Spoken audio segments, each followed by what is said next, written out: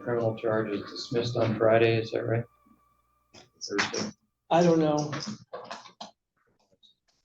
Okay, well, thank you. How come I wasn't notified? Well, that's not what you're here for today. You're here for the traffic infraction. That's what it's for. I don't know.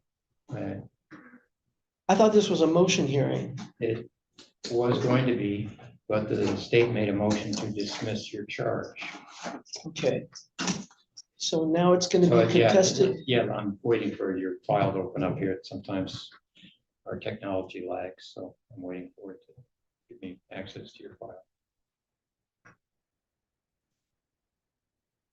I didn't come prepared to contest the infractions. Well, that'll be easy because you can tell me whether you have insurance or not, but hold on a second. Sure. Let me just explain.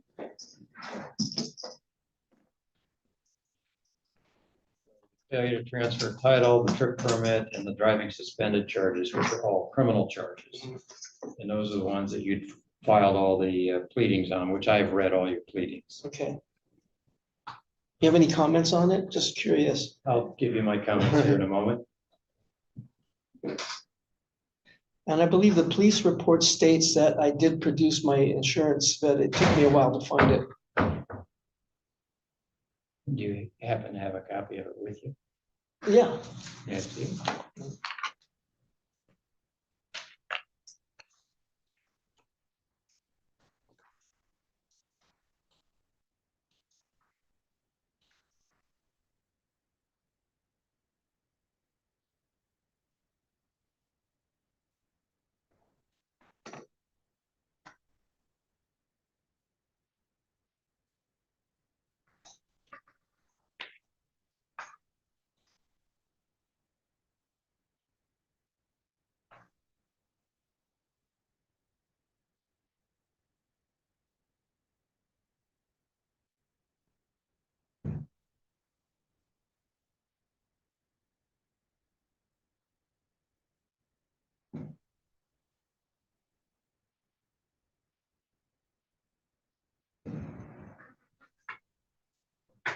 Should I approach Yeah, please. to the middle of the big paragraph?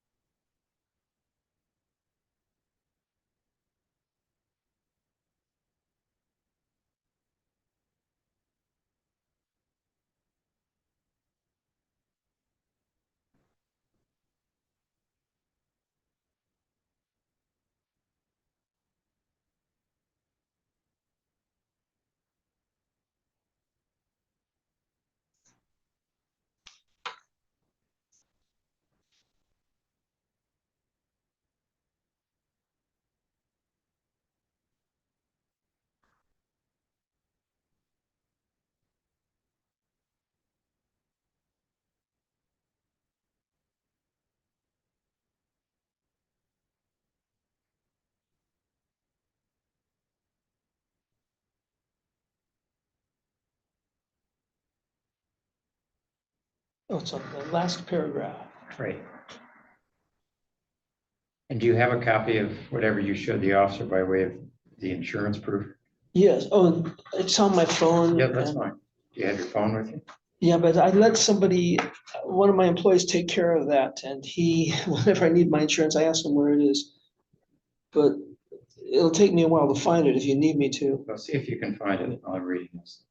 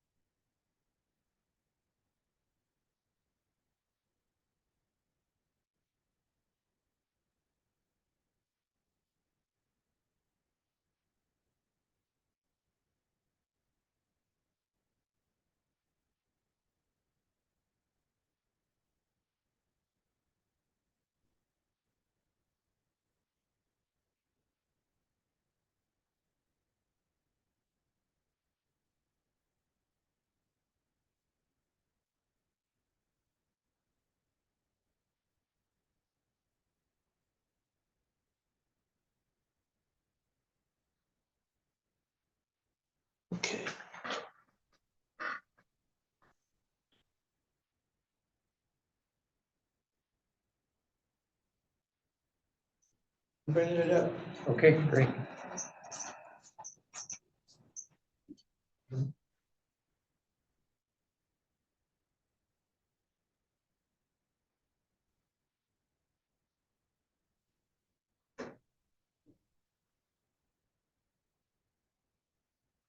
Okay, so this is showing insurance for somebody, not you, for a car. I don't think it's the car it's identified here.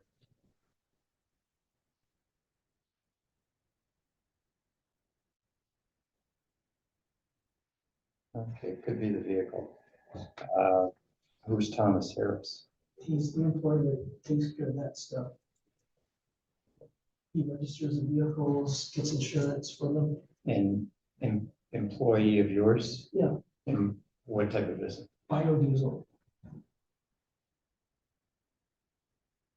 I'm building a gas station in Grand Mountain.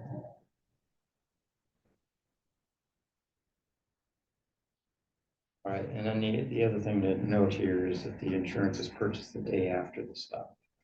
No. Yeah, look at 411. Stop was on 410. Well, I can call. I'm sure it wasn't because when I called him, he produced this instantly. So I can call him and get it.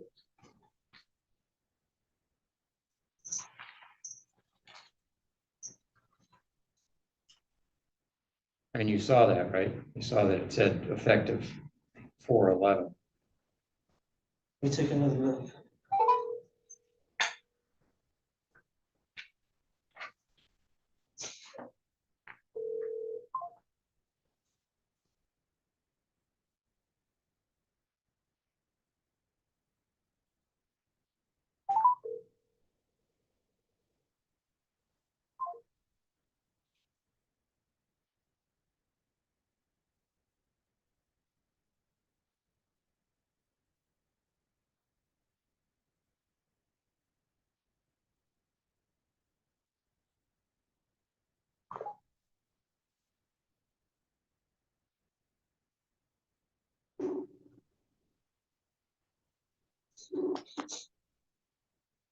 Yeah, Thomas, you're on speakerphone. I'm in court right now. The criminal charges were dismissed, but the no insurance charge.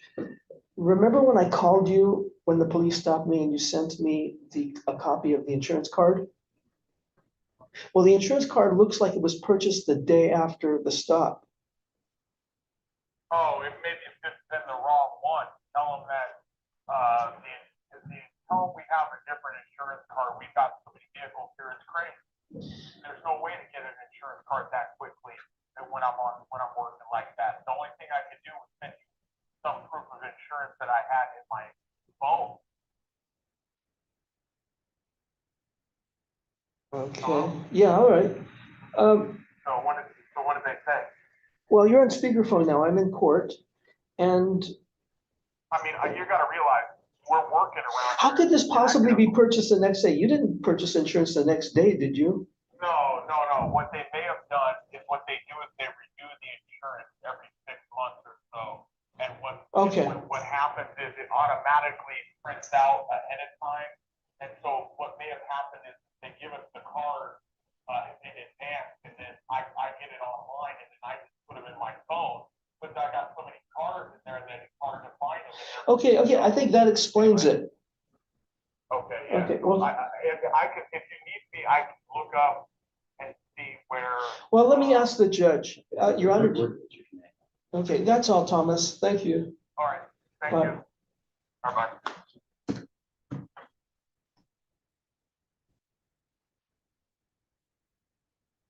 Okay, so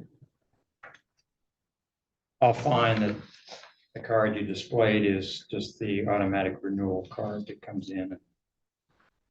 Coincidentally, it renewed the day after you got stopped, so I'll go ahead and buy that. Dismiss the ticket. I'll turn that to you. And then you asked me about your criminal charges. They were dismissed without prejudice. Now, without prejudice means they can be refiled. So it's up to the prosecutor to decide whether they're going to refile them. I prepared something for the court. Yeah. Without the prosecutor here, I can't make any decisions. I'll just share some general thoughts with you. Because I see you got a subsequent driving suspended ticket. Out of, looks like Tumwater. So you have a court date, I believe in August on that. Let me check. So my guess is, since you have a new charge right away, that they may not be willing to dismiss the new charge, and they may resurface the old charge because, as I said, it was dismissed without prejudice, which means it can't be refiled. So right now you're scheduled for court on the Tumwater driving suspended charge on the 5th of August at 1:30 in the afternoon. So that's a Tuesday at 1:30. We're doing court. So without ruling on anything that might be filed on the new case, I'll just share some thoughts with you, which are that the view that you set forth in your pleadings is, we see that occasionally, very similar language.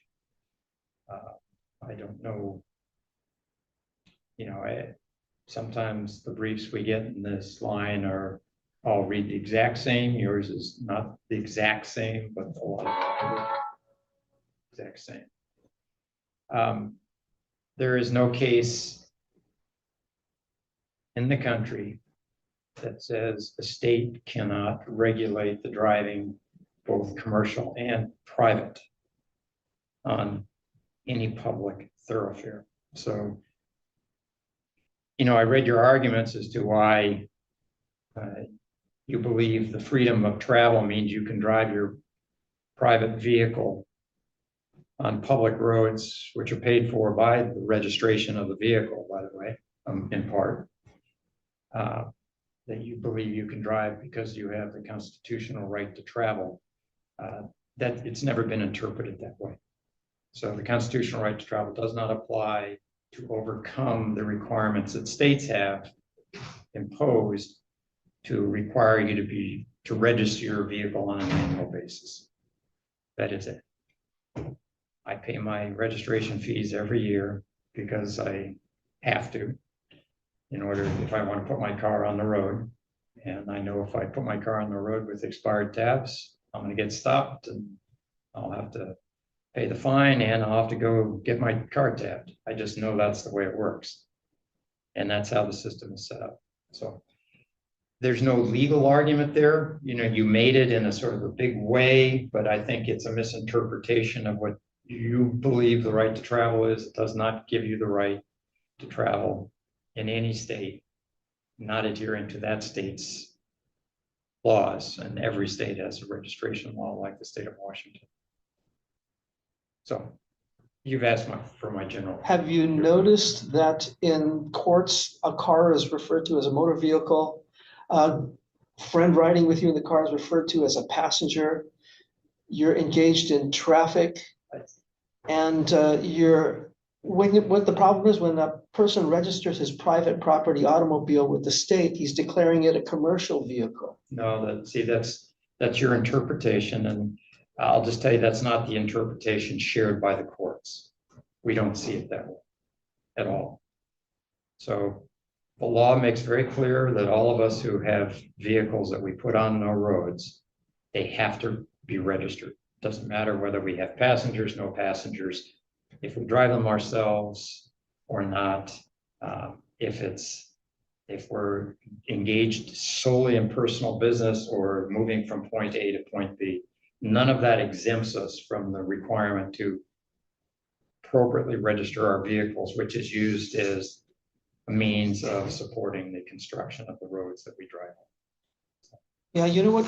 You said you've seen a few of these. What compels people to do this is the state abusing its power to license drivers, as well as doctors and other professionals. If you don't behave the way the state wants you to in your private life, in your family life, the state, through the family court, can have your license suspended. And that's just strong evidence that the system is not set up to make the road safe, but to control people. And people don't like that. Yeah, no, I understand the philosophy behind that. We don't do anything here with suspending licenses or not. We just interpret whether the person has a license or doesn't have a license. That's the only rule of the court there. Now, I will say what you're referring to is the ability of the Department of Licensing to suspend licenses for the failure to pay child support as It's ordered. government support. What's that? It's not child support, it's government support. Okay, well, it's called child support. And that's what it's, if you look on your driving record, you have one of those things there that says, it says failure to pay child support. I understand there's a different way of looking at it. But it is not directly related to driving. I get that, but the legislature made that. They thought, how can we leverage people to pay what a court has determined they should pay for the support of their children? And they decided that one good way to do it was to leverage the ability to drive. So that's what the legislature decided to do. They created the law. Nobody has determined that law is unconstitutional. A lot of people have, but they haven't taken it. Right. So in family court, the court rules don't apply, you know that. And due process is streamlined. So your driver's license can be suspended through a court procedure where it's a free-for-all. I've seen it. Okay. Yeah. So I like I said, I understand the philosophy you're indicating.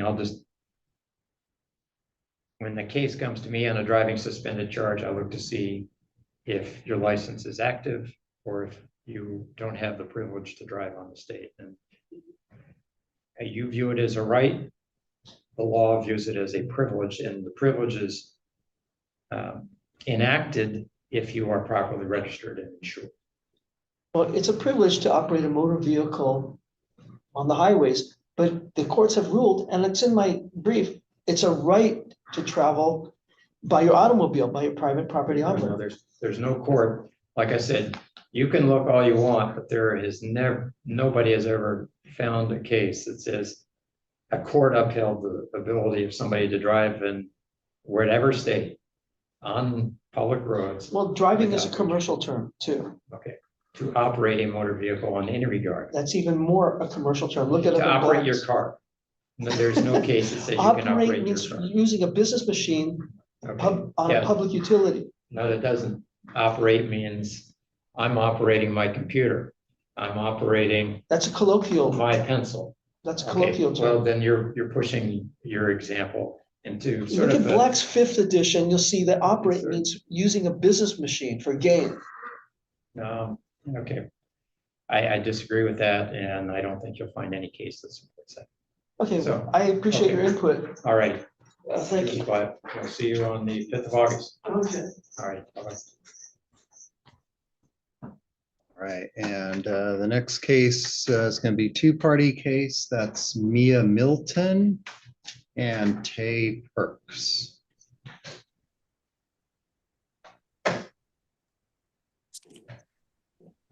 That's number 25-148. All right, I see Mia Milton there and I see Tay Perks there. Okay.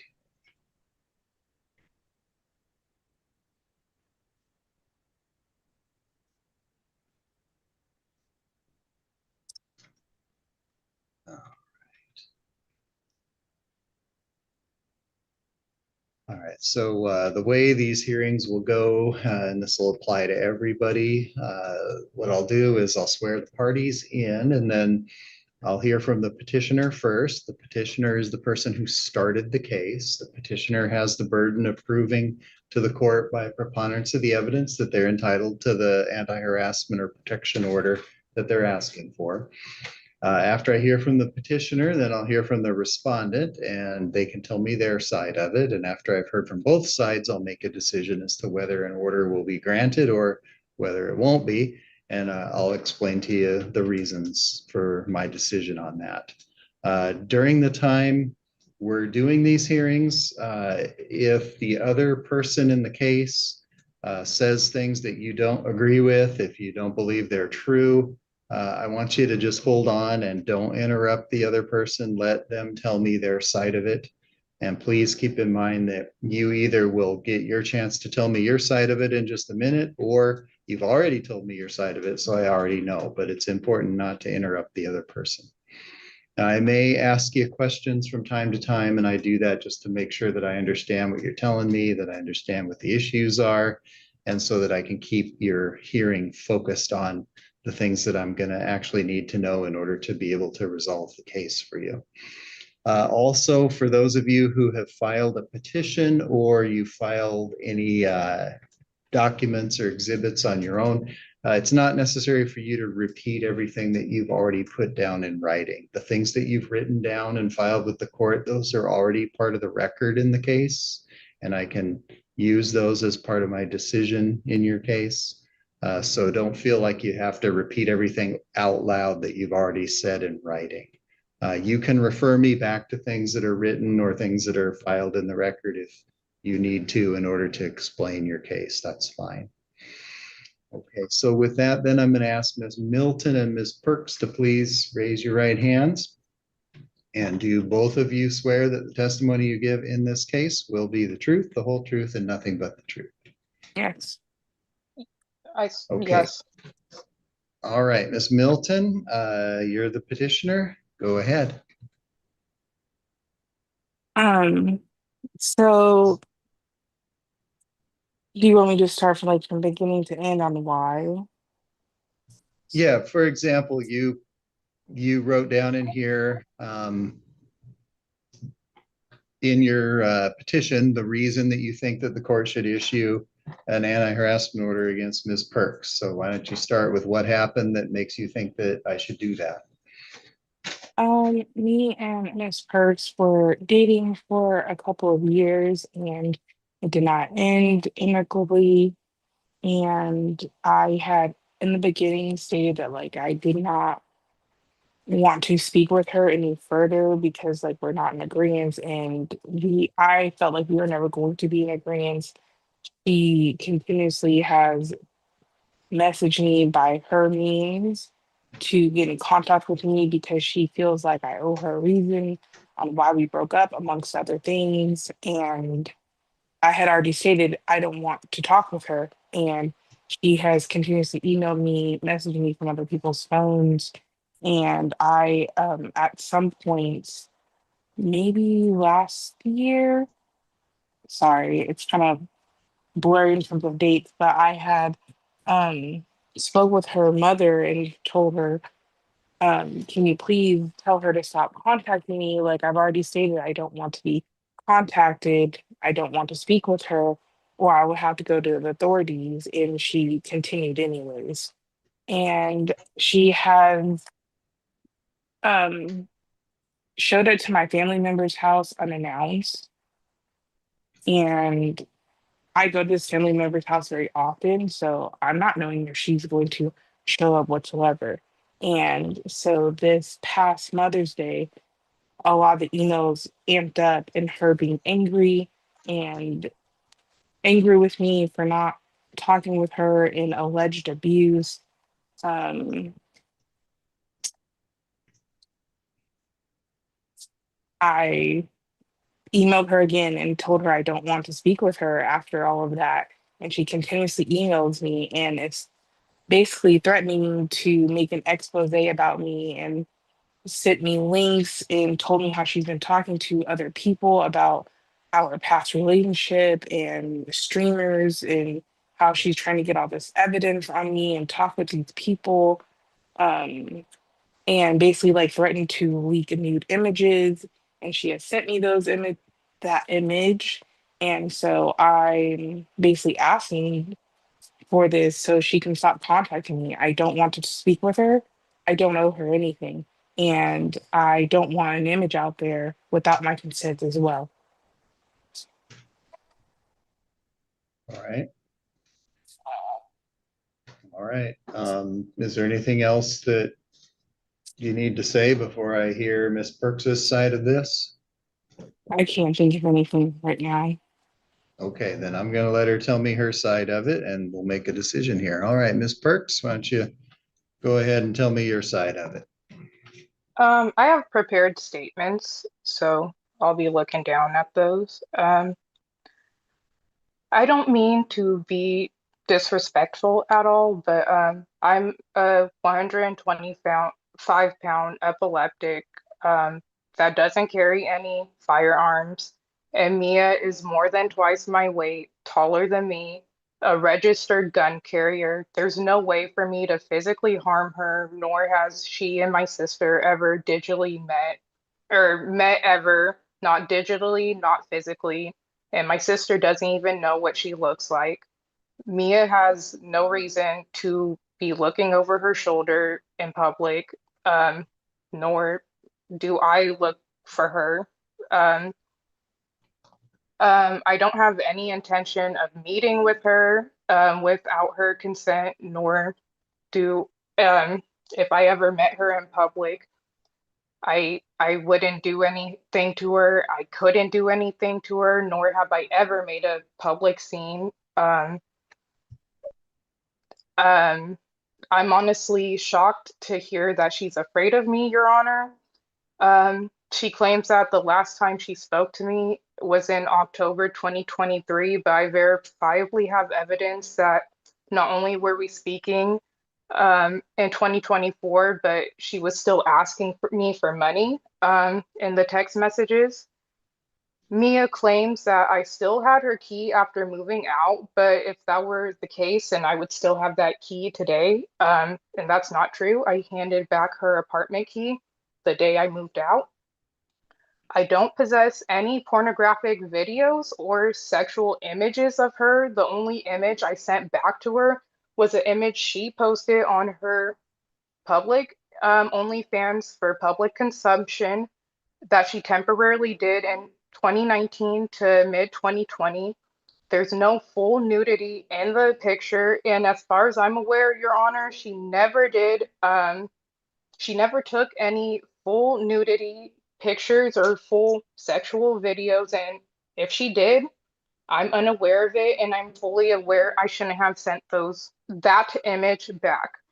And I was invited into her grandma's residence. I even said, I don't want to impose, but she invited me in. And um,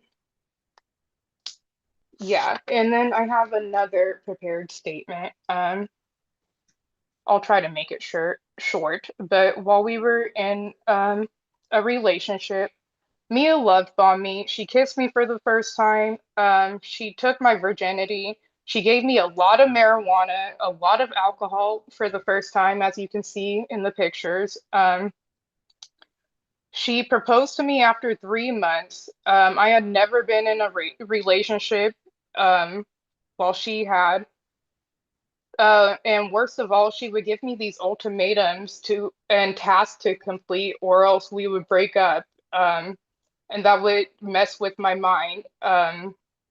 All that stress caused me to lose hair, lose weight over time, become sweaty out of nerves, and develop epilepsy, which I did not have prior, and my neurologist believes it was out of stress.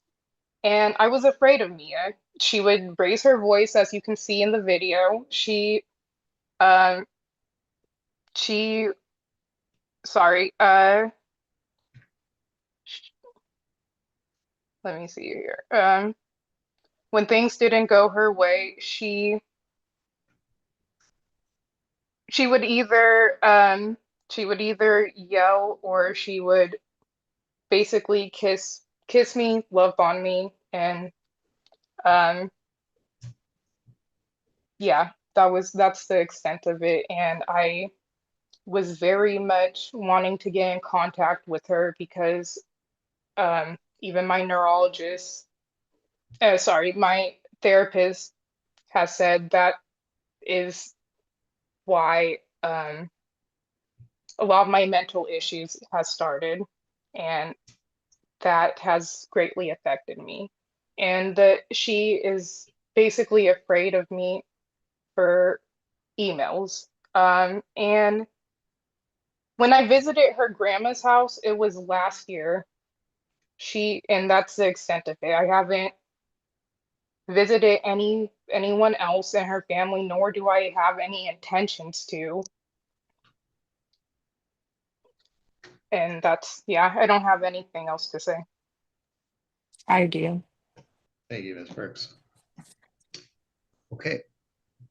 Well, like I said in the beginning, I have to be able to find by a preponderance of the evidence that the person petitioning for a order is entitled to that order.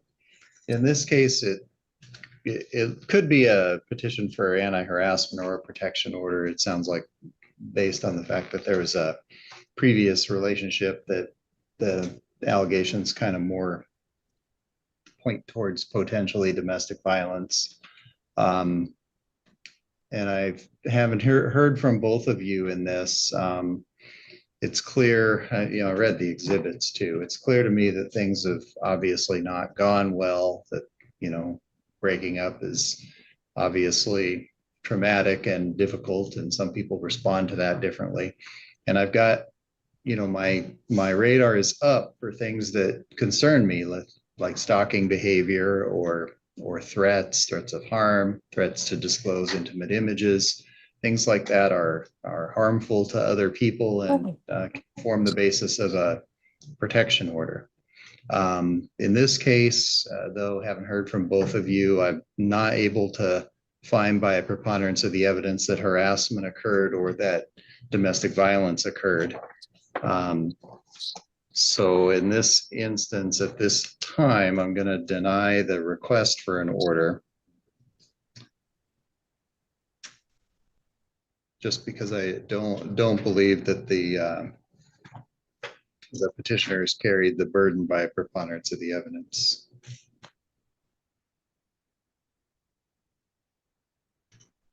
All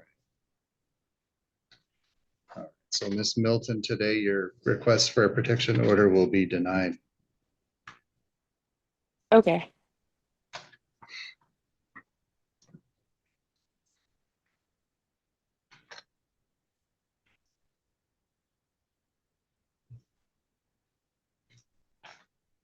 I don't believe there was a temporary order issued here, so that's not applicable.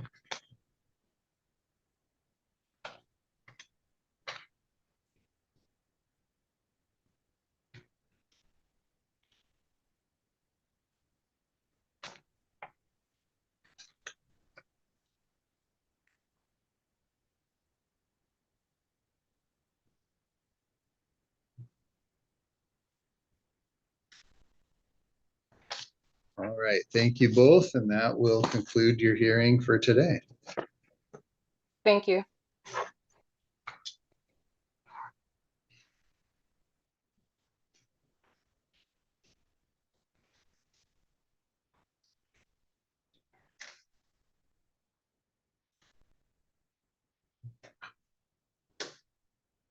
There you go. You too. Okay, next, excuse me, next will be Isaiah and Melissa Morgan and Jeff and Don Swanstrom.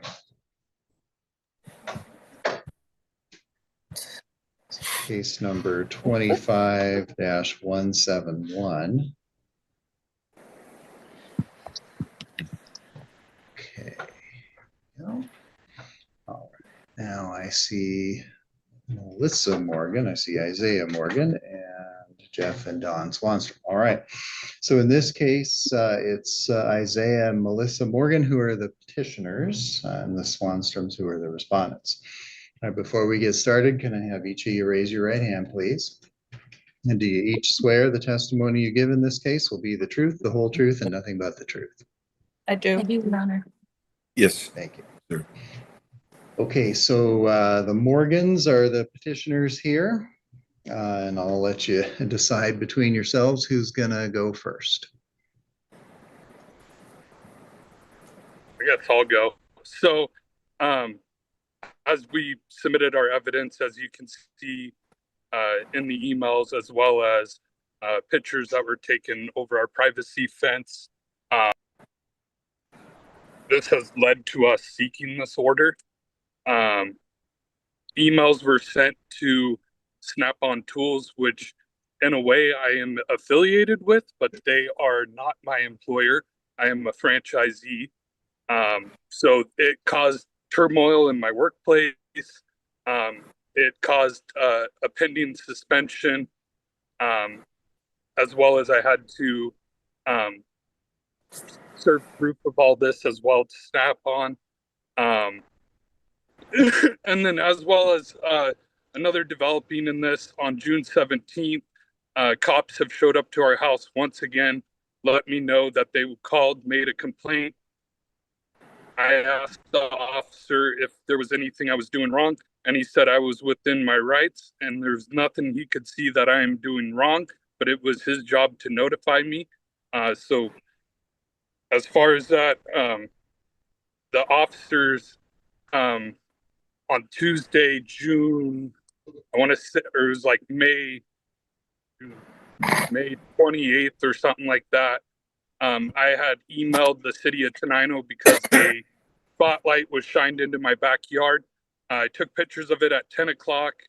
I took pictures of it on at 11 and pictures on at midnight. The chief of police had contacted me and said there was nothing he could do personally, but he could go ask him to take it down. They didn't have to remove it, but he would deal with it. And at that time, I had told the chief of police as well that, I don't look to take it any further. I would just like the spotlight taken down that was directly shined into my backyard. So he went and made contact with them, in which they did take it down. And this was probably about 9:30, 10 o'clock in the morning. And then he had called me back and notified me that they had removed it. I had instructed the officer that that was great. I wasn't going to seek any more legal actions on the case. Then at 10:35, Snap-on Tools customer care emailed me, letting me know that somebody was making a complaint against the franchise. Which at that point they were confused on what was going on, which I had instructed them it was my neighbors. So at that time I called back the chief of police and I said, hey, now after you've asked them to take the light down, they have now sent an email to my employer, or not my employer, but to Snap-on's franchisee complaint line, or whatever you want to call it. And so I asked the chief of police, what do I need to do next? And he goes, well, if the email doesn't directly harm you or anybody on your property, you're going to have to seek an anti-harassment order through Thurston County, which at that point I had got off the phone with the chief of police. I had called my wife, let her know what was going on. And at that point, I think that was June 3rd or June 4th, the order was granted for the temporary upon the evidence we submitted. And then it's just, now it's continuing. I mean, I have them circling my house. As I've talked to the cops, it's been a couple times, several times over a span of quite a while that these people have been calling, making little complaints. I've asked the chief as well, like, how many valid complaints have you seen? How many times have you cited me for anything? And he basically told me there's been nothing that we've been able to cite. Now, I do also want to add that I was arrested for disorderly conduct, which is in Tenino Court, which is currently, from what I understand, is going to be dismissed on August 17th. This is kind of Memorial Day weekend. This happened. Then these guys start attacking us, and it's just progressing. And honestly, other than June 17th when the cops showed up, it's been pretty peaceful. It's probably been the most peaceful in probably several months. I don't know if this is in retaliations because of me contacting the city, getting ready to get permits to do a new fence and build a shop. I don't know if this is all because of that, but I want to just be able to go about my life. As far as I'm concerned, these people attacked me, said slandering words about me to really somebody who didn't even matter. And then in the pictures, you could see that they shined a spotlight point blank into my yard. So that's kind of where we're at now, and we're just looking for peace. Sounds like it's All right.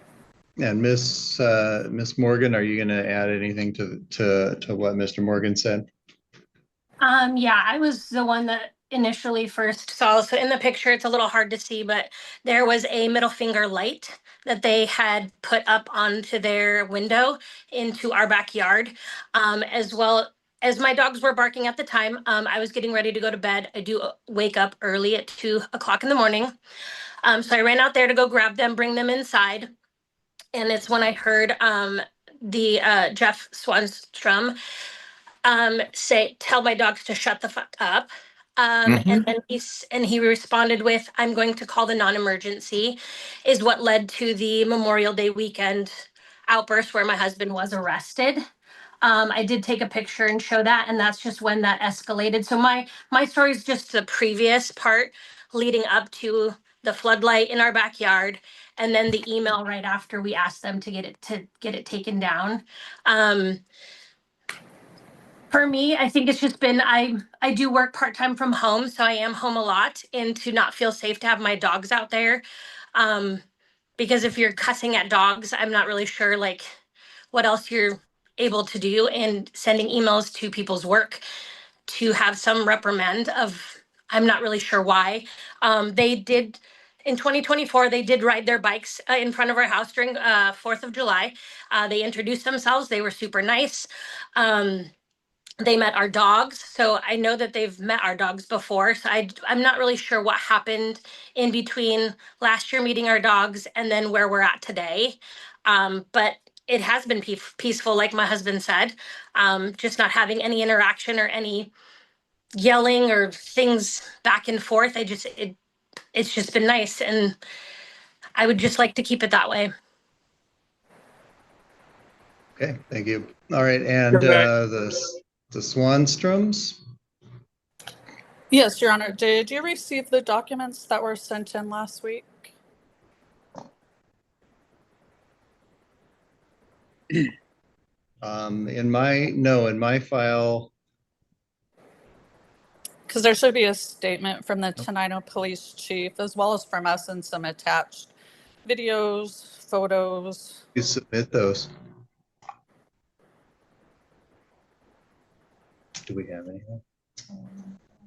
I have not been served anything additional. Yeah, it looks like there was some material submitted this morning. That's kind of too late. So why don't you just tell me what it is you want me to know? Well, no, I did. Well, I was confirming with the court. I actually sent them last Wednesday, and I was confirming that you had received them. And it looks like they must not have sent them to you until just now.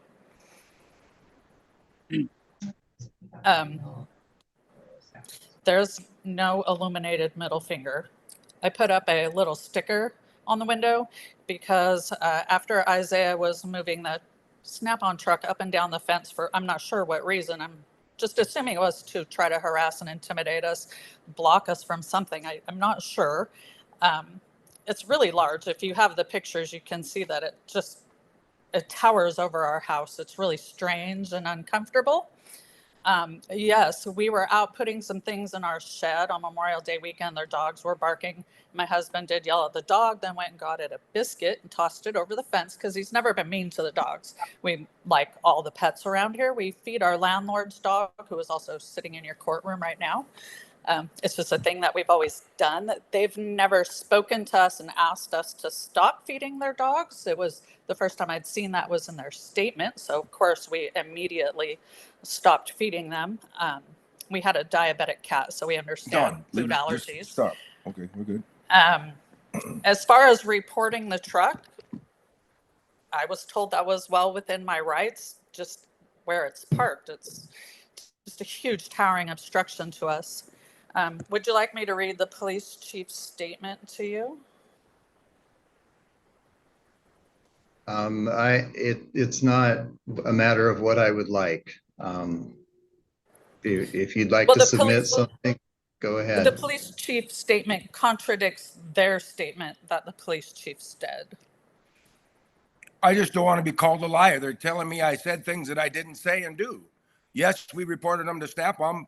I feel I was in my rights to call a corporate company when the vehicle's used for mischief, I thought. After that time, I have not reported any more back to Snap-on. I left it alone. It's his job. You're right. Maybe the first time was to Snap-on, but after that, I don't want the guy to get fired. I want nothing bad to happen to him. I don't want nothing bad to happen to his dogs. There was something that they said, they told me that they have dogs with allergies. If I would have known that, I'd have never feeding their dogs a biscuit. And I'm sorry. I won't ever feed their dogs a biscuit. And yes, occasionally they can be annoying. And yes, occasionally you can yell over the fence. I apologize. I didn't mean that. Yeah, I yelled at their dog across the fence. He was being annoying and sorry. I apologize for that. Other than that, I don't know what we've done wrong. All right, thank you, sir. Okay. As far as I can tell, from the material that's been submitted here and in support of the petition and what I've heard from everybody here testifying today, there is not any basis to issue an anti-harassment order. I'm not at all satisfied that any harassment has occurred. I'm sorry that you don't get along. I'm sorry that you find the need to complain about each other and call the police and make reports and report to the employers, but that, if that's how you're going to deal with each other, then I don't think that's pleasant, but you're certainly within your rights to do it. If anything else happens, maybe that'll show a pattern or a course of conduct that harasses another person, but at this point, I don't see that it does. So this petition for an anti-harassment order is denied. Thank you, sir.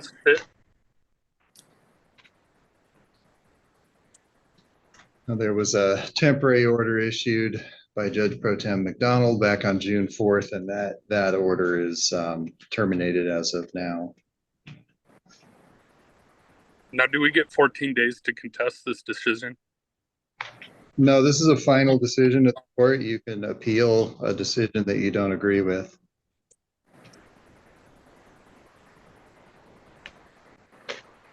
Now, Mr. Morgan, I think there's another case involving you, so I'll call that one next if you'll just stand by. Yeah, this is their landlord. I felt like this should be realized in the previous court case as well. All right, let's wait until I call that case.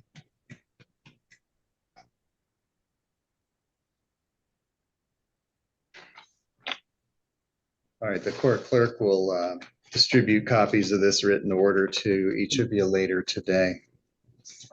Thank you, Your Honor. Thank you. Yeah, you're welcome. All right, so next I'm going to call, make sure I have the right one. That is Willardson versus Morgan. Devin and Crystal Willardson. Okay, and you're here in the courtroom. Yeah, you grab a seat there in front of one of the microphones. And this is 25-178. Am I saying your name right? Willardson? Yeah. Okay, thank you. All right, and in this case, Mr. Morgan, you're the respondent. The Willardsons are the petitioners, so they're going to get to tell me their side of it first. So before we start, can I have each of you raise your right hands, please? Do each of you swear the testimony that you give in this case will be the truth, the whole truth, and nothing but the truth? Okay, thank you. All right, and as between the two of you, I'll let you decide who wants to start.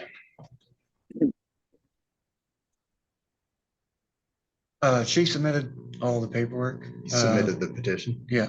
Okay, yeah, go right ahead, man. Oh, well, I was just gonna say, I believe that as long as you have what I've written, I don't think that I have much else to say as long as it's written well enough. in there of the two different incidents that have occurred. All right, can I ask you a question though, just because it was brought up earlier and I wasn't sure, and that is the incident that you described in the petition, is that the thing that led to the criminal charges that Mr. Morgan referred to before? Or do you even know? So I believe what Mr. Morgan is referring to is the incident on Memorial Day weekend where he had came over to our property. He believed that we were the ones that called Snap-on. That's untrue. We've never called the city or police on him ever. We can't even hear his dogs or anything because I know that that's been called before as well. So I think that that's what kind of heightened. He thought that we did something that we did not. There was, our children were present as well. That's why our children are a part of this petition. And then as he went to go walk back onto his own property, he made a threat towards my husband, saying, "I'm going to pursue you." Is that what he said? And then that what led to his arrest for that. Yeah, and it was kind of weird how it happened because he had come over and then it just so happened there was a cop driving by and he pulled in on an unrelated topic between him and his wife. And he told him to go back out on his own property, and then he was mouthing off to the cop, and then it escalated. He ended up getting arrested from that. But in the meantime, he had threatened us twice. And the first time the cop was like, "That's a threat, go back on your own property," to go over there. And then while the cop was then on their property is when he made the second threat, and that's what got him finally arrested. And that's the second instance. The first instance, he was mowing his lawn with the deck all the way down, and it was flinging rocks into the side of our shop. And then, so it's like his house, our shop, apartment, and then Jeff and Don's property. And it was just flying over the fence, hitting it. So I said, "Hey, can you raise your deck up?" And he just flipped me off and then went back to mowing. So I just sat there and videotaped it. Then he came over to me. He's like, "What's your problem?" Called me the N-word, said he was going to call the cops. And I was like, "You should." So then we talked to the police officer. He said that we should look into doing a protection order if he's coming onto our property, which after we had that conversation, he came into our yard where I was doing a flower bed, walked through our flower bed, down the property line towards Jeff and Don's. There's a dividing fence there, and then back onto his property. So the cop was like, "Well, he's trespassing. You should possibly look into that." And then it was, I don't know what the time frame was, 2 weeks, 3 weeks after that was the second incident. And the scary part was he was coming into our property while our kids were in the yard aggressively. It wasn't like, "Hey, bud, like, what's going on here?" It was aggressive. All right, is there anything else I need to know before I hear Mr. Morgan's side of it? Okay. All right, then, Mr. Morgan. Yeah. Go right ahead, sir. So the incident of rocks being flung is from March 23rd, where Devin proceeded to stand on some object or hold himself up on my 6-foot privacy fence in my backyard, where he continued to record me while I was mowing. I always mow my yard in an L pattern because of rocks. I go down my fence line of my other neighbor. I turn right and go down their fence line. That puts my rock guard that's on my deck, as well as my chute, points anything towards my house to cause damage to my house. That way I don't cause damage to anybody else's house. So that's from March 23rd. They say they were going to pursue something. Why are we waiting till June 6th? Why did you file on June 6th when on June 3rd I had filed? June 4th, I got the temporary order granted. June 5th, I got the Swanson served their temporary order. And then on June 6th, not only did the Swanson, but these people too, decided they were going to go down to the courthouse and try to get a cross order, which was denied. But I guess the Swanstroms were, or not Swanstroms, but the people in the courtroom right now were granted a hearing, which I don't know how, but somehow they failed to serve me. So I don't know how anything we can talk about March 23rd being part of this incident when we're March, April, May, June, we're almost 4 months. And there was no way I flung rocks. So, but the only thing I can tell you is that Devin did decide to hop over my fence. He did record me, which, if I am correct, under I don't know the technical RCW, but you're not allowed to record somebody or take pictures of somebody in their own backyard. Did I tell him he's a piece of shit? Correct. Now we fast forward to where I got arrested on Memorial Day weekend. Memorial's Monday, so I got arrested that Saturday by Officer McClellan. I have gone to court on it for my arraignment. The judge did let the prosecuting attorney know that Isaiah, in the police report, it does state that I said I will fight. You're right. I 100% did. Once I got out of jail, I started pursuing this order to protect me from these people because they've done nothing but cause problems. We've got sheds being built too close to our property. It doesn't meet city code. I've already been in contact with the city. I have notifications. I should hear from them later today on that. I got gardens being grown right on my fence, causing weeds and all other stuff. I usually spray my fence line with Roundup.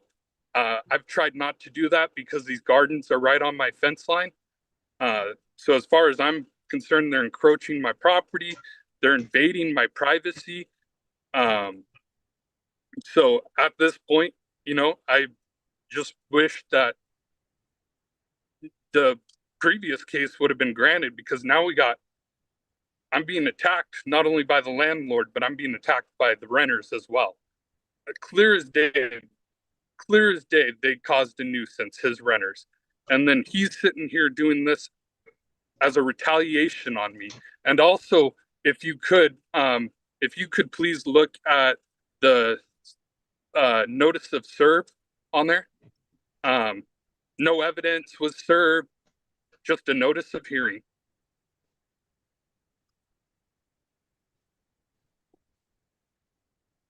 Thank you, Mr. Morgan. Yep. All right. Once again, this is not harassment. I'm sorry about that. So the conflicts between you as neighbors are not harassment. Your issues about how the lawn is mowed, where trucks are parked, displays of signs and decorations and windows, you're gonna have to find a way to deal with that in a peaceful way. But harassment means something else. It's a course of conduct directed at a specific person that harms them. And you may have heard an earlier case involving stalking, which was a really good example of when that occurs, but that's not here. So this request is also going to be denied. You have any questions about that? I just have proof that he's lying. I have videos of him launching the rocks. Okay, all right, fine. I mean, you talked to me. I understand there was a conflict over how he was mowing his lawn. Okay, then that may have caused harm. That may have caused damage. I don't know. I could easily see rocks being flung from a lawnmower, damaging things like cars and windows and sort of like that. Fine. There may be a remedy there for that, but it's not harassment. Okay. What about coming on to our property? But you got to remember, you came over my 6-foot fence. Hey, let's stop. Now we're not going to continue this in this forum. Okay, the parties have asked me to make a decision about an anti-harassment order. You've asked for an application of the law, an anti-harassment order. I've listened to your evidence. I've told you that there is no anti-harassment here. There is no harassment that can be granted. That's the end of it. Okay, now you've got to find a way to get along. If you're going to continue to go at each other, maybe you're going to be back here and next time it will be harassment. I don't know. But I'm saying you're going to be neighbors no matter what happens here. And probably a good idea to find a way to get along peacefully in your neighborhood. All right, but for today, what you've asked the court to do, which is grant an anti-harassment order, I can't do because the law doesn't support that. That's what I'm here to decide. All right, that'll be the end of your hearing. I'll get this order ready for you so that you all can have copies of it. So I have one quick question. Yeah, go ahead, Mr. Morgan. So if emails continue to get sent to Snap-on, does that warrant warrant harassment? Because technically, the truck I own. Mr. Morgan, I can't give you an advisory opinion on whether I'll issue an anti-harassment order in the future. That wouldn't be proper. Here's that. Okay, thank you. All right, next is going to be Michelle Armstrong and Angela Edwards. Let's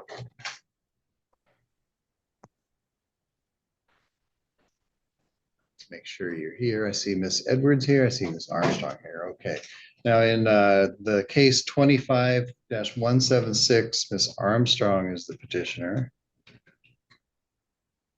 And Miss Edwards is the respondent. And then in number 25-198, Miss Edwards is the petitioner. And Miss Armstrong is the respondent. So you've each got petitions against the other pending and on this calendar. So what I'll do, probably make it easier for both of you, is just to hear them both at the same time. I know that I'll decide them separately on their merits, but it's probably easier for you to just go ahead and talk to me about both cases together and instead of just doing two separate hearings that both involve you. So, all right, I'm going to have both of you raise your right hands, please. And do you both swear the testimony you give in these cases will be the truth, the whole truth, and nothing but the truth? I do. Yes, I do. All right, and Miss Armstrong, I'm going to have you go ahead and go first. And like I said, you can address both your petition and Miss Edwards's petition. Thank you. I would like to ask the courts of Thurston County for a one-year protection order to be granted today. Angela has harassed me, my children, my family, and friends since she has moved in next door to me. There have been numerous small aggressive behaviors from Angela towards myself and my children. Over the years Angela moved in, the harassment has continued with increasing frequency and increasing aggression. A few years ago, Angela put up a fence, and near the south part of the fence, she has put up a rock wall. Angela has trespassed at my property beyond the fence and beyond the rock wall numerous times. She and her husband have made a habit of moving my trash can. Angela, in July of 2024, trespassed numerous times in a single day. Police were called more than once that day to remove Angela from my property. Her husband also removed her from the property that day. She was drunk. She was outside tending to her lawn. I was doing the same. I had my infant child with me. She went beyond the rock wall, beyond her fence to attempt to attack me. As a single mom, I had nobody there to help me, so I ran inside. I locked the door. She attempted breaking and entering into the home. She was banging on the door, trying to get in, using her hands, her feet to try to get in. She would not leave the porch. I called the police. She was screaming. She said she wanted to kidnap my child. She said that I didn't deserve custody of my child. Police responded. They told me that they had a conversation with her telling her never to trespass onto my property, never to speak to me again. Police were called again. That's when they told me that they were going to take her to court about it. I was told that she was on probation for a year to not speak to me after that event. Since that event, she continues to harass me about my lawn, especially. She makes rude, snide comments about my lawn. She makes rude, snide comments towards my children. She kind of talks at me. I don't have any indication that I want to engage in a conversation with her. I have never indicated that I've wanted to engage in a conversation with her. I've done everything I can to ignore her and avoid her. She lives right next door to me. So she constantly concerns herself with my lawn, with my daily life. Very strange behavior from a neighbor that I've done everything I can to avoid. Her harassment is vindictive and it is directly attacking towards me and my family. She's attempted to have me evicted. The managers, we've had several throughout the years. They've let me know that she files complaint after complaint about my lawn, attempting to get me evicted.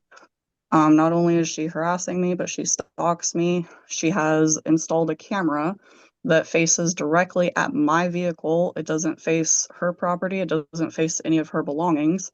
Her camera literally stalks me day and night. She records my vehicle. She records my lot.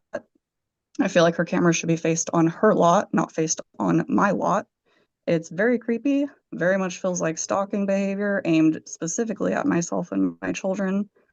I'd like to ask the courts to ask Angela to change the placement of her security camera to face her lot and face her property and face her vehicle, not stalking towards me and my children.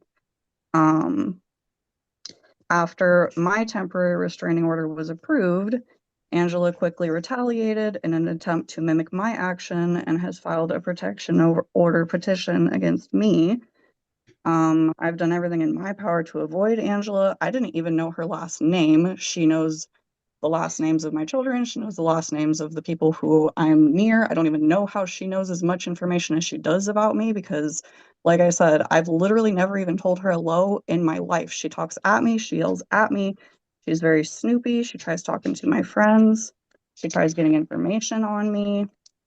She's a total complete stranger to me. And I've always noticed bullying behavior towards her, so I've done everything I can to avoid her.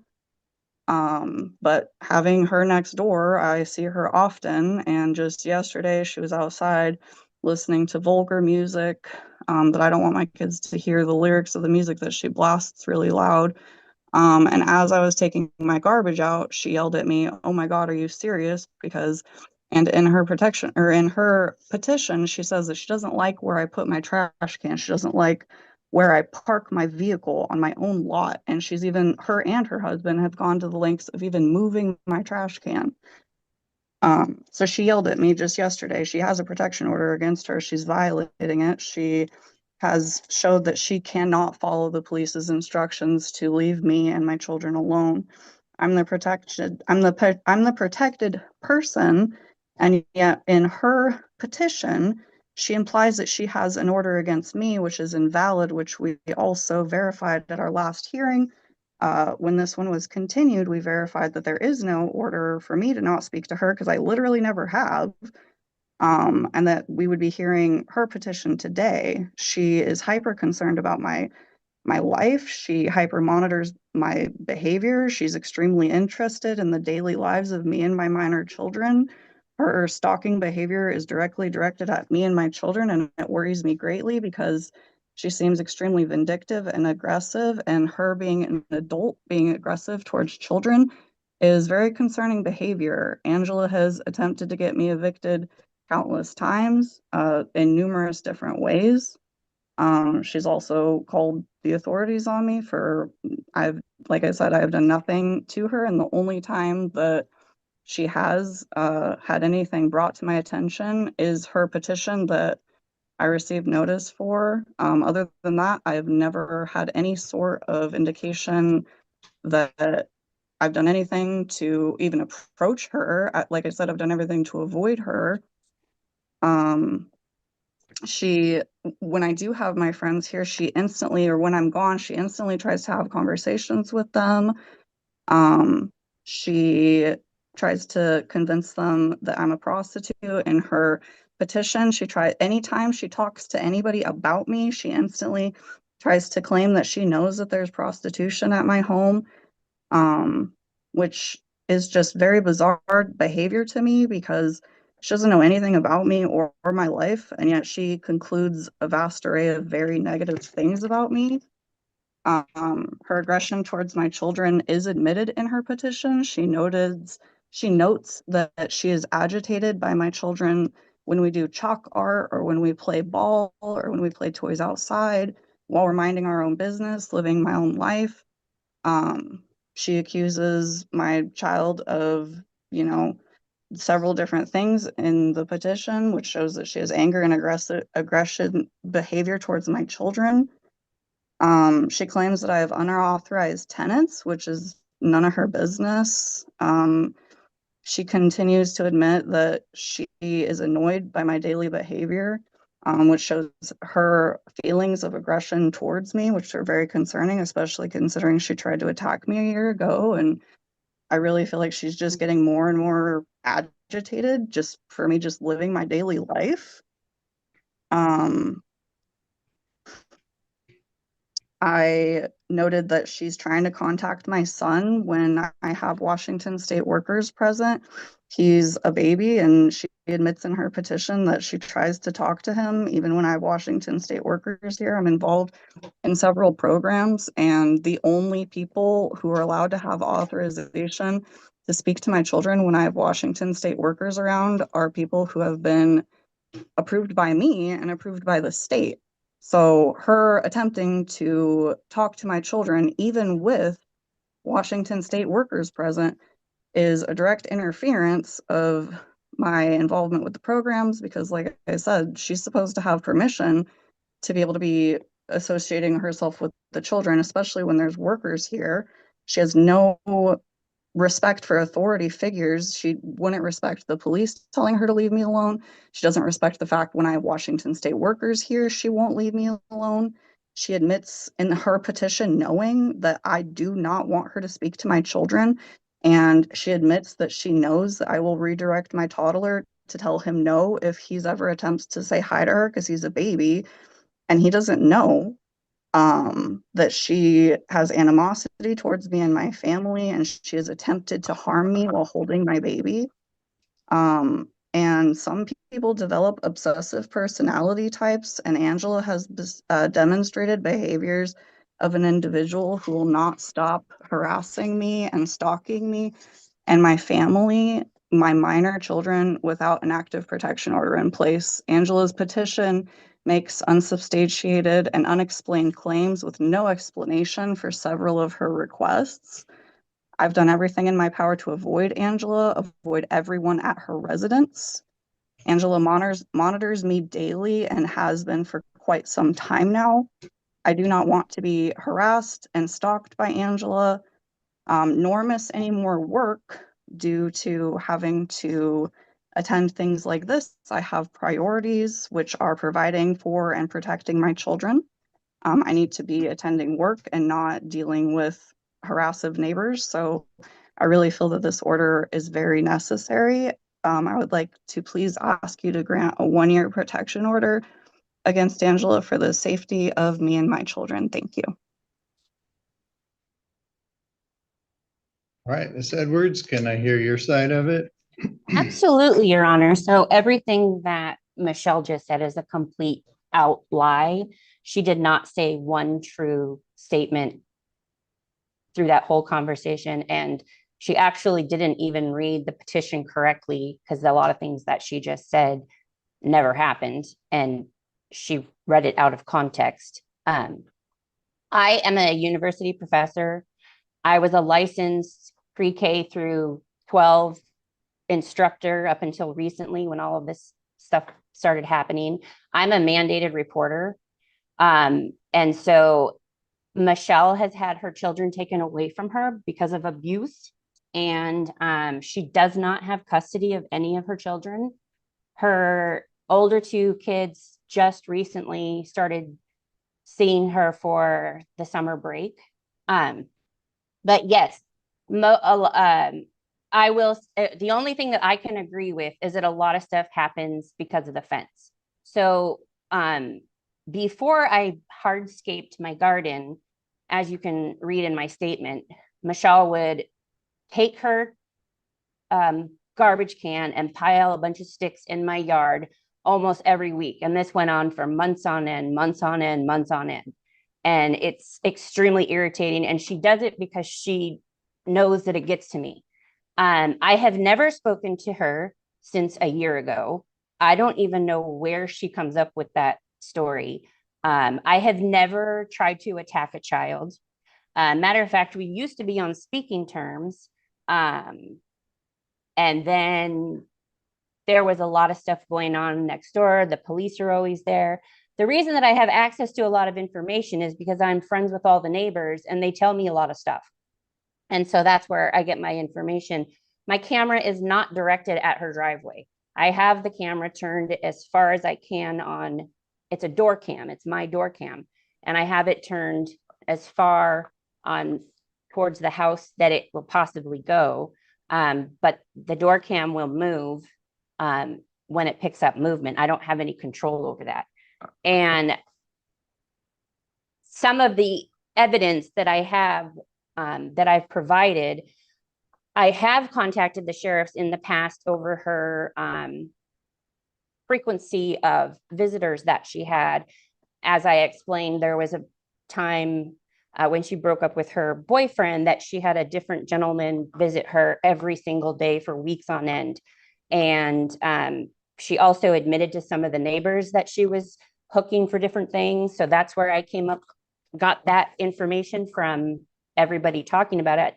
And it was the sheriff and my attorney who advised me to collect the evidence because they can't arrest her based on having multiple partners. They needed more evidence than that. So that's that. So as far as her behavior, she is the one that's aggressive towards me. She does things to purposely taunt me to try to get me to react so she can entrap me. She does this every day with her trash can, with her yard. I'll give you a couple of examples. So when the final court date for the criminal trespass happened and I entered into the contract, I came home that afternoon and Michelle was piling up a whole bunch of garbage, random garbage, spare tires, different weird stuff, and put it all in the front right next to my rock wall. And then I saw her kicking my fence. So that was a little strange.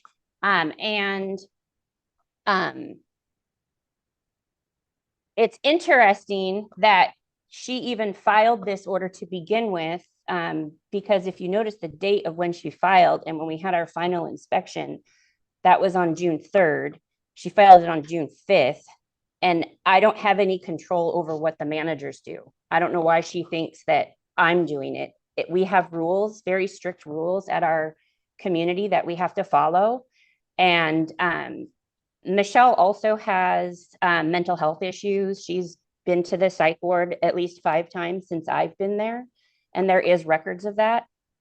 As far as me being aggressive towards her children, I have no clue where she even comes up with that. Matter of fact, the first time she went to the psych ward, I helped a neighbor take care of the kids because she had like 8 kids over at her house and it was just a lot to handle. So she asked me to help out with that. I have no idea where she came up with, I tried to kidnap her son and I never tried to attack her. And as far as this particular case is concerned, I'm not understanding why we're re-going over last year's court case. She's just going over it again and again and fabricating new materials that never happened. I have never spoken to her. I have never been in her yard. And the thing about the parking and the garbage can, so she wants me to stay away from her. I want her to stay away from me. Yet she parks as close to my fence as she possibly can because I do a lot of gardening. I garden almost every day. And another example of how I feel like she's taunting me and retaliating, and trying to annoy me with her passive aggressive ways. So she hadn't mowed her yard, and I know that we can't make her mow her yard. It's irritating, but I understand that. But she'll let her weeds get to about 2 or 3 feet tall. And she hadn't mowed her yard for almost 2 months. And she finally mowed it last Sunday. And then she got served papers on Monday, and it was just odd that she had mowed her yard already. She had a supervised visitation that day with her younger child. And then after they all left, and I had been outside all day, she was inside. And so she comes out later and mows. She's like a foot away from me. She went back and forth a couple times and then went and put the lawnmower away. And so that's where I feel like she's just taunting me to get a reaction. She wants me to break my contract so that she can get me into trouble. I haven't done anything to her. I'm allowed to play music in my own yard. And her dogs have always been an issue. Her cats have always been an issue. So one of the biggest reasons that we built the fence was because of the dogs and the poop, and that her kids would keep leaving their toys and their stuff in my yard. And I would never say anything about it. We just let it sit there for days on end and no one would ever come and pick it up. And so that's extremely annoying. Anytime that you try to tell her, or if I try to, or a neighbor tries to kindly approach her and say, hey, this is going on with your son. Could you please like ask him to stop? And she says, oh, my son doesn't do that. But yet we watch him and we see it and we hear it. So, and then last weekend, I think it was like Friday or Saturday, I was sitting in the living room with my son. We heard some strange scratching noises. We opened the window and her cat is clawing at my screen and damaged it. Her cat comes into my yard almost every day. It's extremely annoying. Since I've had to pick up their poop for so many years, I just get really agitated. And then her dog that she has staying there now, she always has a different animal all the time. But this new dog that she has, I've seen it off the leash like 4 times, 2 different times just recently in the last couple of weeks. It's come on my property. One day it was running away from Nolan and came up on my porch and jumped on me. And so Ms. Edwards, I'm going to ask you to take a couple minutes and wrap it up. Okay. All right. So there's that. And then that's what I'm saying. I'm the one that I feel like I'm being harassed, and she taunts me over and over. She does passive aggressive things all the time. And if you look at her record, she's just like filing civil protection orders left and right. I haven't done anything to her. As far as attacking her, that's all lies. Like I said, everything that she said today was a misallegation and a lie. She fabricates things. But if I'm on a contract for the items that happened last year, that's done and dealt with. I haven't done anything to her. I haven't been in her yard. I haven't spoken to her. I have not spoken to her children. And I explained that one time of what happened when Cyrus was calling out to me. So, and I don't know how she expects me to understand state workers or whatever that. I don't even understand what all of that means, but how am I supposed to know who a state worker is and what the laws and rules are against that? I don't understand that. But Michelle is very unpredictable. She has manic episodes very regularly. It often gets the police are called. The neighbors are involved because everybody's outside. She disrupts a lot of myself and the neighbors. Again, I have never been aggressive towards her children. They don't even live with her, like I said. So she lied on her petition order that they live with her because they don't. And it's, yeah, everything is annoying. She just taunts me and taunts me and taunts me. And I heard the earlier think- case. All right, Ms. Edwards, I think you're starting to repeat yourself. You've said Okay. all these things before. So if that's all, then I'm going to go ahead and give a decision to you for both of these petitions. All right. So in both matters, I mean, it's kind of similar. I'm hearing allegations about conduct between neighbors that's annoying and, you know, difficult and maybe unkind, but I'm not hearing anything that I can credibly find constitutes a course of conduct that's harassment in either case. I mean, you know, your neighbors, you know, obviously have some friction in your relationship, and I can tell by the nature of the allegations made in the petition that, you know, these things are annoying, but I certainly can't find that these are courses of conduct that are harassing toward the other. Just neither one of you have demonstrated by preponderance of the evidence that harassment has occurred. So in each petition, I'm going to deny the petition for anti-harassment orders. Thank you, Your Honor. All right, and the court clerk will send you written copies of those orders later today.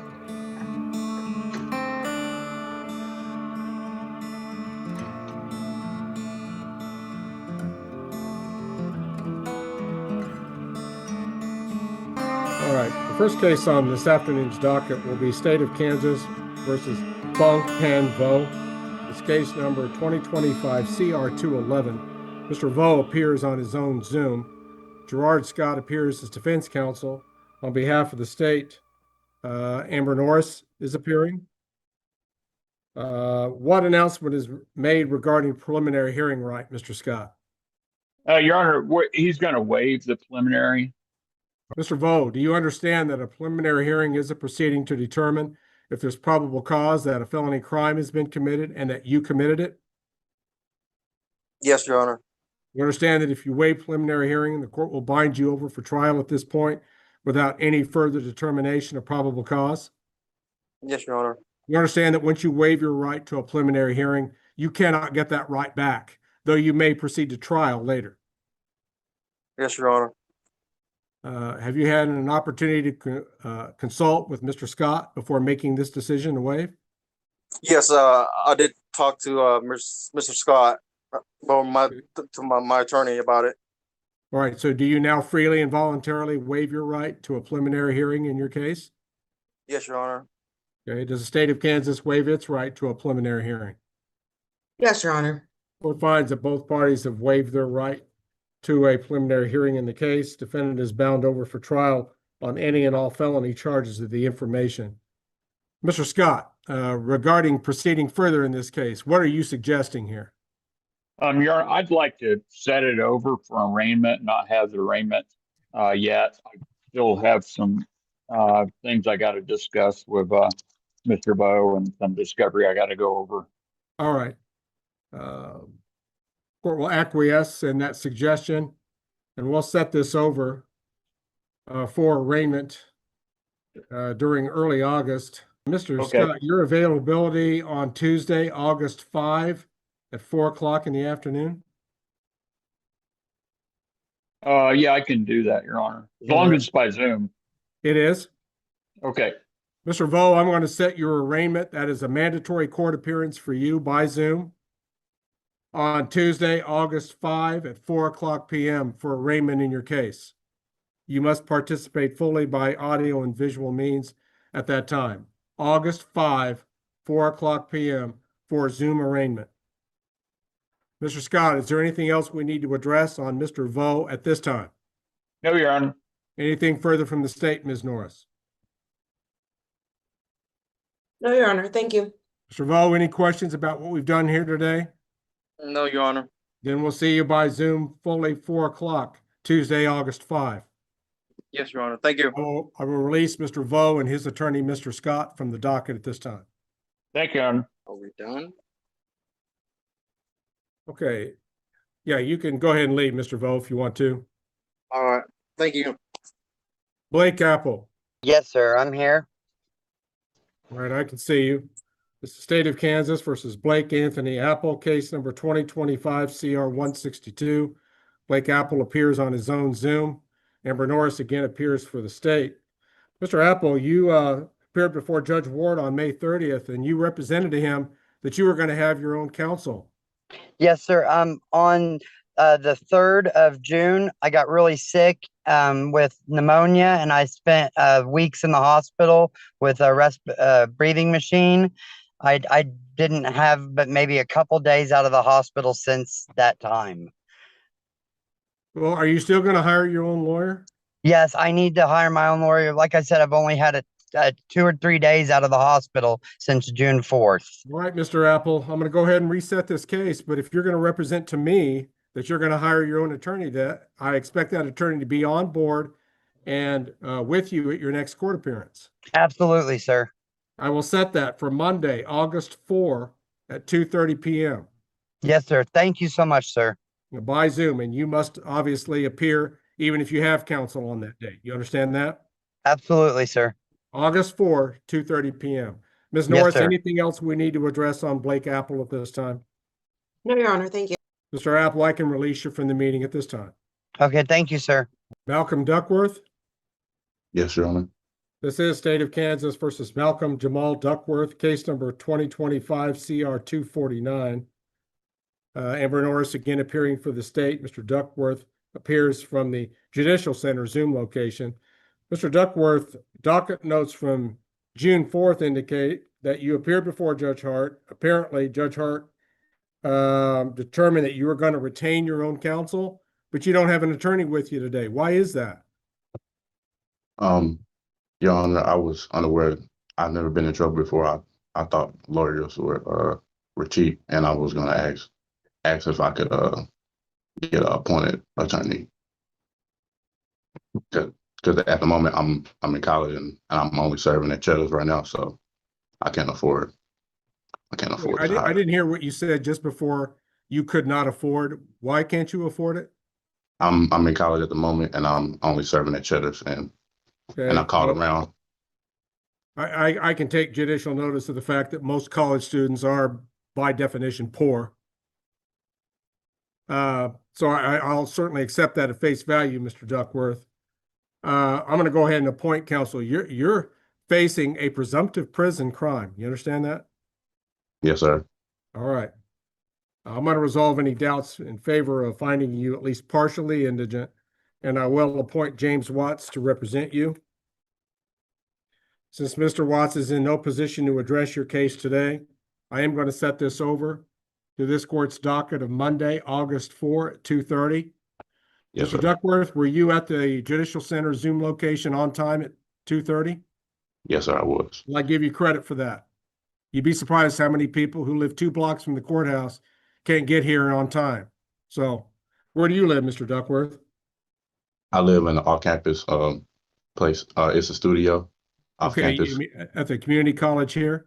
No, sir. I go to Butler, but I stay on the off-campus I see. studio. Okay, Mr. Yes, sir. Duckworth, you'll just need to make sure that you're at the same location next time that you are Yes. today, August 4, 2:30 p.m. And James Watts is a very experienced, well-qualified attorney that will be appearing with you, presumably, or his designee at that hearing. Okay? Yes, sir. August 4, 2:30. Thank you, Your Honor. We'll address your case again at that time. Anything from the state's perspective that we need to address, Ms. Norris? No, Your Honor. I can go ahead and release you at this time then, Mr. Duckworth. Do I have a Dusty Reynolds on here?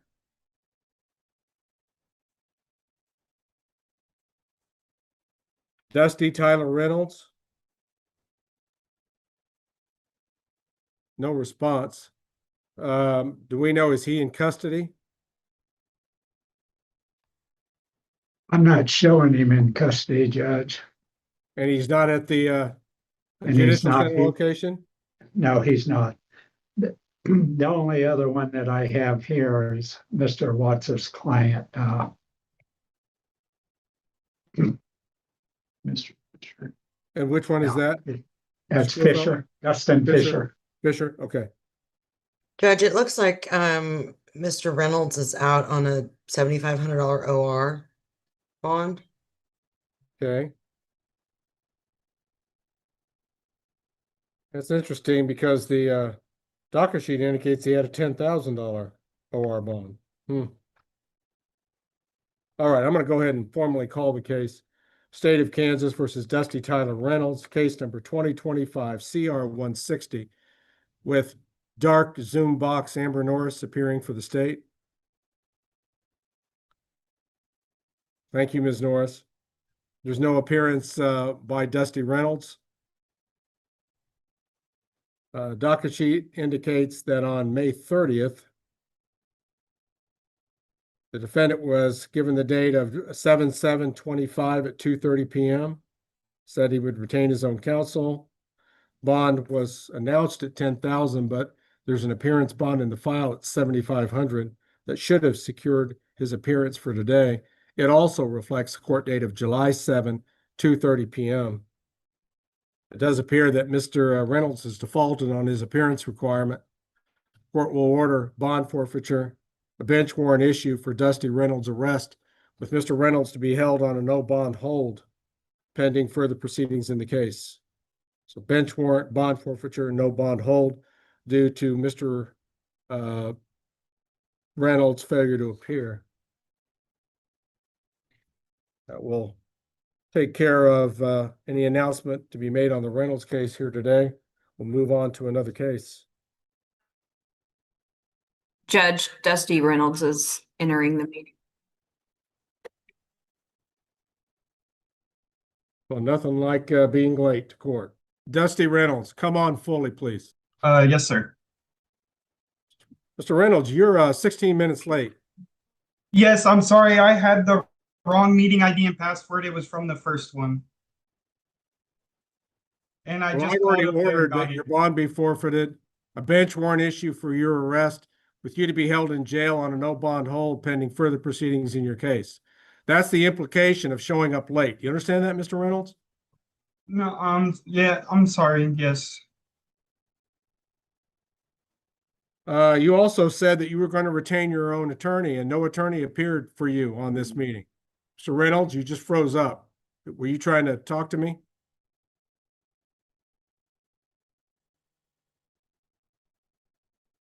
Yes, sir. Sorry. Oh, You've got a bad internet connection or something. So why don't you have a lawyer, Mr. Reynolds? I couldn't afford him. He wanted too much. Mm-hmm. What kind of work do you do? I work construction. Okay, what kind of money do you make doing that? I make about $500 a week. Do you have dependents that you support? No, I do not. Do you have other court cases?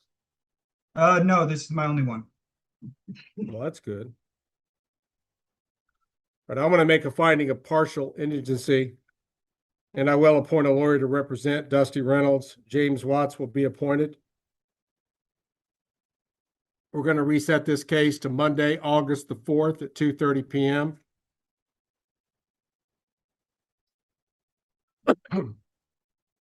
You live in Garnett, Mr. Reynolds? Yes, sir.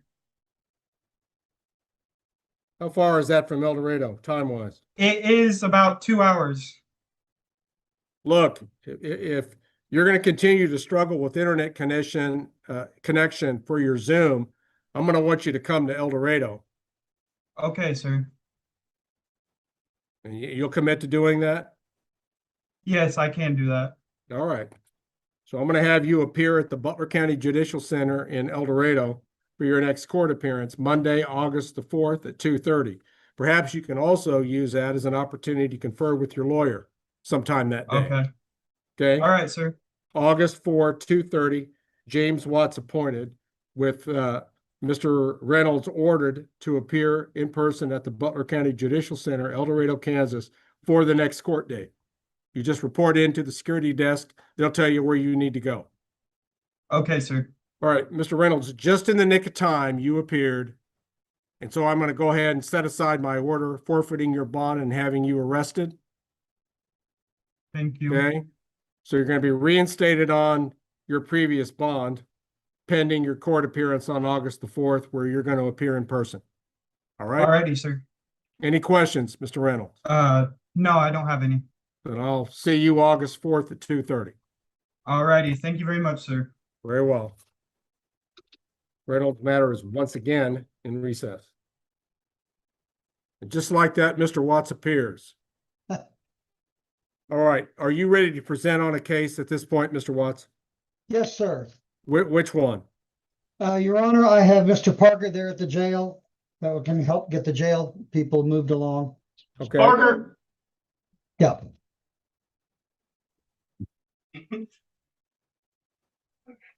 Hello.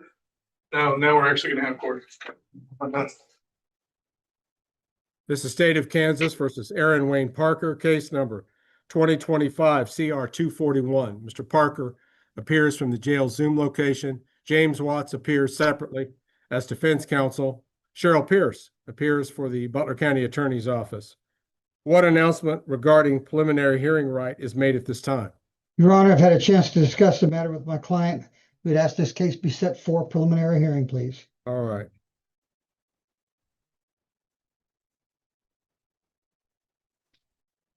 I'm going to set this as an in-person evidentiary hearing. Mr. Watts, your calendar on Friday, August the 22nd in the morning hours, I suppose you would have pretrial conference responsibilities in another division? I do, Your Honor, at 9 o'clock. I'd better stay off that date then. It's likely that this is going to take some extended time, more than many probable cause hearings do. Thursday, September 4. Judge, I can't do that. Okay. I have a termination of parental rights that day. And apparently likely to go, Ms. Pierce. Yes. Do the morning of Wednesday, September 10. I can do that, Your Honor. Ms. Pierce? Yeah, I'm available. Very well. Thank you. Court will set this to begin 9 o'clock a.m. Wednesday, September the 10th. That is at this point an all morning setting, though, Ms. Pierce, you don't necessarily have to take it unless it's absolutely necessary. Wednesday, September 10, 9 o'clock a.m. in person, courtroom B, Butler County Judicial Center, El Dorado, Kansas. All right. With that hearing now set, Ms. Pierce, is there anything else that needs to be addressed regarding Aaron Wayne Parker? No, Your Honor, not by me, not by the state. Mr. Watts, anything further at this time? I don't believe so, Your Honor. Thank you. Very well. Then if there's nothing further, the Aaron Wayne Parker matter will currently be in recess. We'll move on to another case. Thank you. Judge, I don't have anything else. Can I be excused? And I trust Ms. Norris will take the rest of the cases? I believe so, yes. Okay, you're released from the meeting at this time. Thank you very much. Next case that you're ready to present on, Mr. Watts, I do have a Mr. Snyder. I think he might be yours. He is, Your Honor, and I can take that one up right now. Okay. Mr. Snyder, if you go ahead and unmute yourself in case we need to address you personally.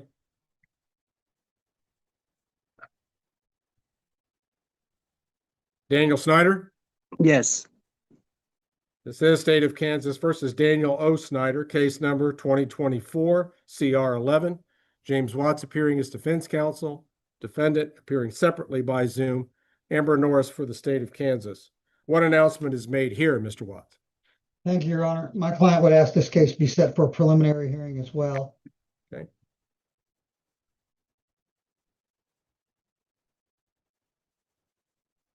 Note that Mr. Snyder is under an Owens bond of $5,000 professional surety. He's appeared on time today.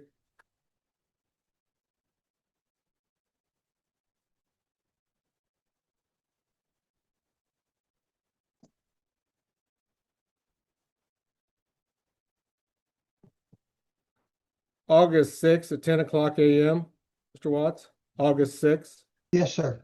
I can do that. At 10 a.m.? Yes. Yes. All right. The Snyder preliminary hearing, it's an evidentiary hearing, contemplated currently to be done by Zoom, will be set for Wednesday, August 6th, 10 o'clock a.m. Mr. Snyder, Yes, Your Honor. I see you live in Wichita. I'm going to need you to travel over to El Dorado on that date.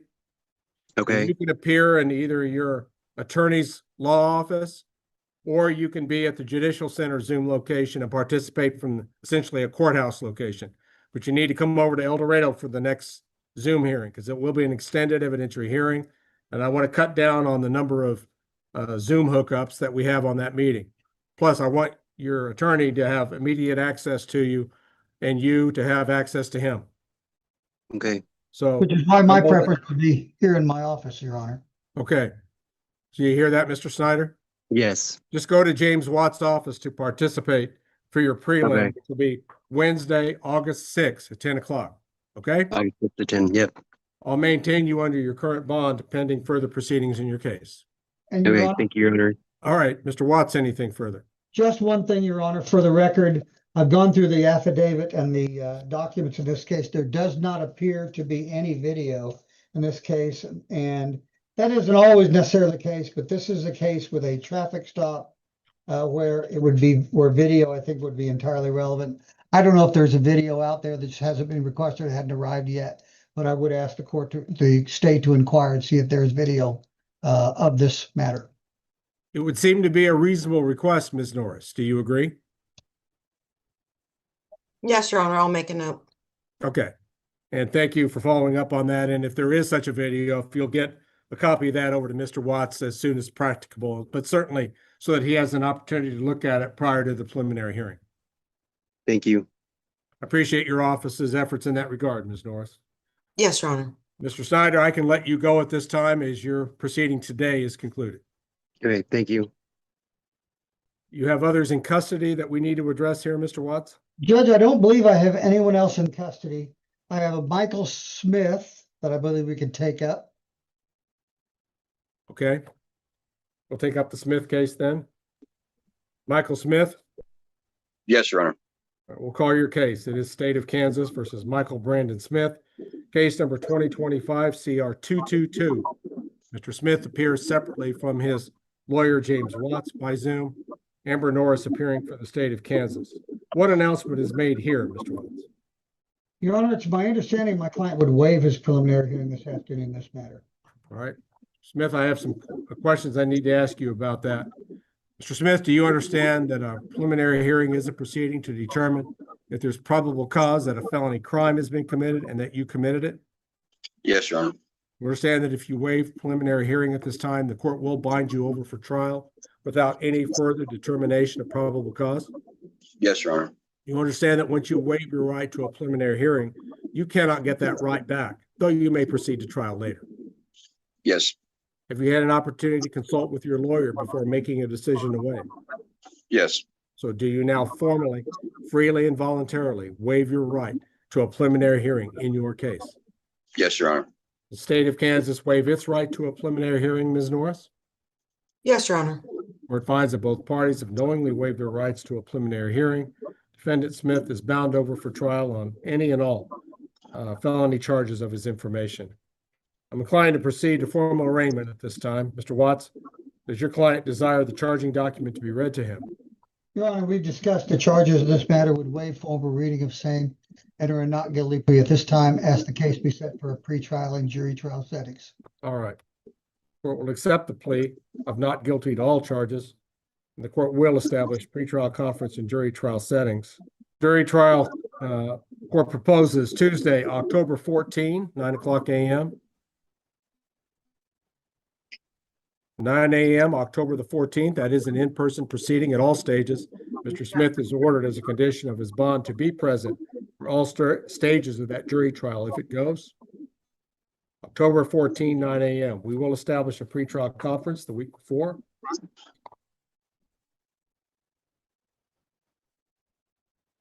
Friday, October 10 at 11 o'clock a.m. Mr. Watts?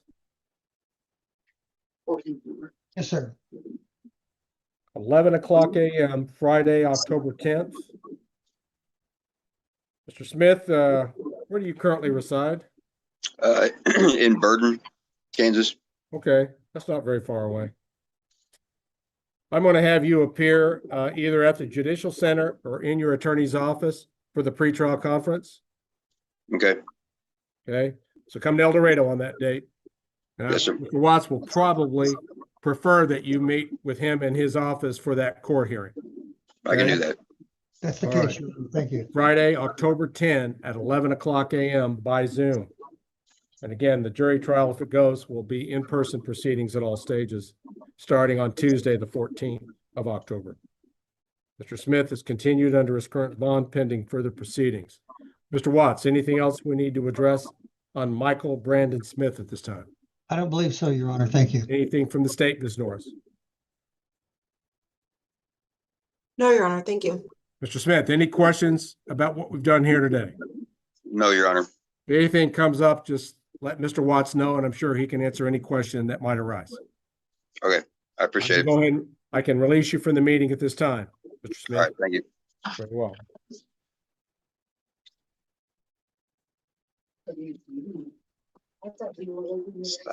You have Sheila Russell as well, Mr. Watts? I do, Your Honor. I think I would ask to do a brief breakout with Ms. Russell. I spoke with her earlier today, and we were watching some video. I want to follow up on that before we make a final decision. Okay, And- do you have an announcement to make that's ready on any other person on this docket? Well, is that Mr. Fisher there in court security? I It haven't, is. I haven't spoken with Mr. Fisher today, and obviously we don't do that before we proceed. Okay, so you'll need to talk to Fisher and Russell. Please. Ms. Cooper has Hannah, is it Mitchell? That's correct, Your Honor. It looks like they're both in a breakout. Yes, they Okay. just joined a breakout room together. And Melvin Culver. He's in the jail as well. Okay. To this point, he doesn't have an attorney. He said he would retain counsel. Okay. Do I still have the jail on here? They're in the breakout room with Shannon Oh, Cooper. okay. Fair enough. All right, looks like we're at a bit of a standstill. If we can go ahead and get Mr. Watts perhaps in a breakout session as soon as we can with one of his clients. Yeah, and we could put Mr. Fisher in breakout room 2. Okay.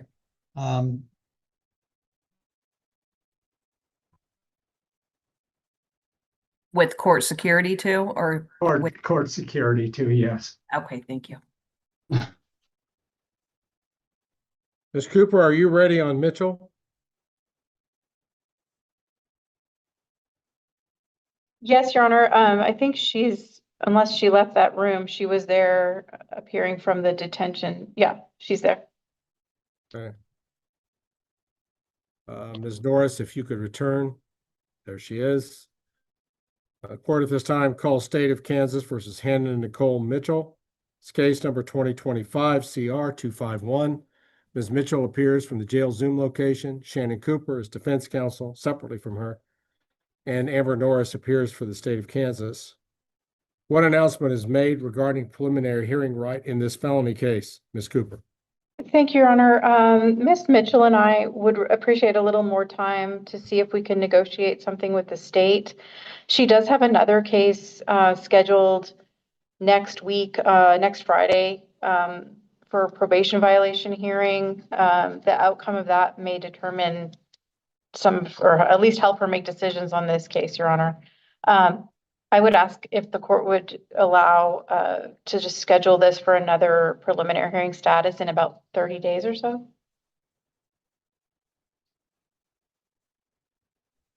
With the possibility that the case may be for some sort of announced disposition if we come back? Right. All right, I'm going to special set this. Okay.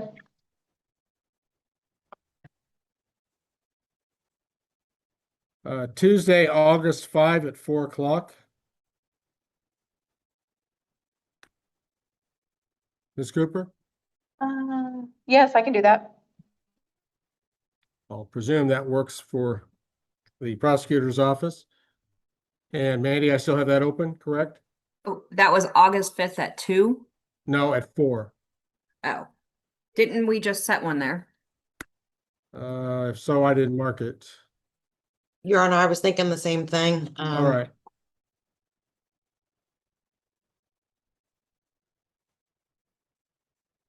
Ms. Cooper, we're looking at a little bit earlier date. Would that still give you adequate time to do what you need to do to prepare the case for next announcement? I think so, yes. Let me see what I can do here. I have some time on Wednesday, July the 30th. Okay, all I have so far is a 2:30 in person in Sedgwick County, so any other time would work. If I were to set 10 o'clock a.m. on the 30th of July? Sure. All right. Your Honor, I'm full that day with Okay. prelims starting at like 9:30. And Okay. then I would have time maybe at like 1. Ms. Cooper, would that work with your? Well, it will work if I'd be on Zoom, right? Yes? Yeah, that'd be fine. All right, 1 o'clock p.m. then on Wednesday, July 30. Okay. For a further appearance, and I just encourage counsel to do whatever conferring is necessary to perhaps move this case along. Wednesday, July 30th, 1 o'clock p.m., which I'm going to call for status conference and possible plea. Okay. Wednesday, July 30, 1 o'clock p.m. by Zoom at that time.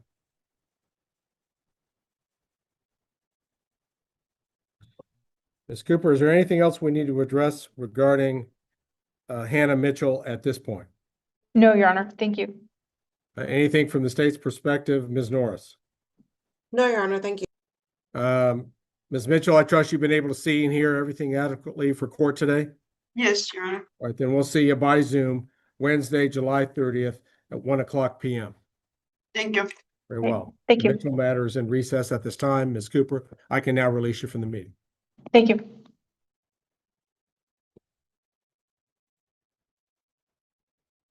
Melvin Glenn Culver II. That is correct, sir. All right, this is State of Kansas versus Melvin Glenn Culver II. It's case number 2025 CR 252. Amber Norris appearing for the State of Kansas, Mr. Culver from the jail Zoom location. Back on June 4th, Judge Hart addressed the Culver case. At that time, Mr. Culver announced that he would retain apparently his own counsel, but no counsel appears to represent you today, Mr. Culver. Can you explain? Yes, I can. From the beginning I was here, I'm indigent and I have not been able to call out of the facility. So you need appointed counsel. Is that what you're telling Yes, us? sir. That's, and also if we could we do a continuance as well, please? I will appoint James Watts to represent Mr. Culver. We're going to reset this to the next docket, Mr. Culver, and that is Monday, August the 4th at 2:30. August 4, 2:30 p.m. by Zoom, similar to today. We'll address the Culver case again at that time with Mr. Watts appointed to, or his designee, to be representing Mr. Culver on that date. All right. Ms. Norris, are you aware of anything further we need to address regarding Mr. Culver at this time? No, Your Honor. Mr. Culver? No, sir. All right. Then we'll see you by Zoom Monday, August 4, 2:30 p.m. for further proceedings on your case. Yes, Judge. The Culver case will be in recess. We'll move on to other matters. Thank you, Your Honor. That's all the in custodies. Okay. Thank you very much for your cooperation today. Does this ever get boring? I noticed online, like the 13th judicial. Do we want to do a breakout with Ms. Russell now or take up Mr. Fisher first? If you're ready on Mr. Fisher, we'll address that. What would be the announcement, though? Your Honor, we're waiving the preliminary hearing. All right. We can have Mr. Fisher on. We can go ahead and address that case. Yeah.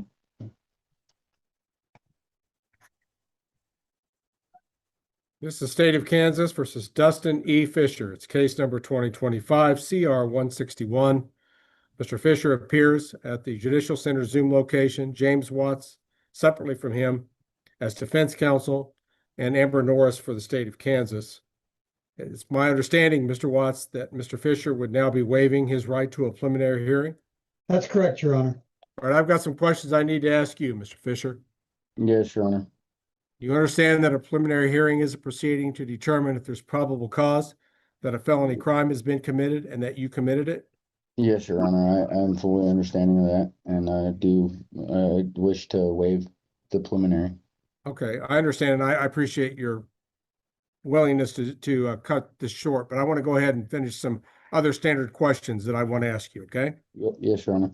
You understand that if you waive preliminary hearing, the court will bind you over for trial at this point without any further determination of probable cause? Yes, Your Honor. You understand that once you waive your right to a preliminary hearing, you cannot get that right back, though you may proceed to trial later? Yes, Your Honor.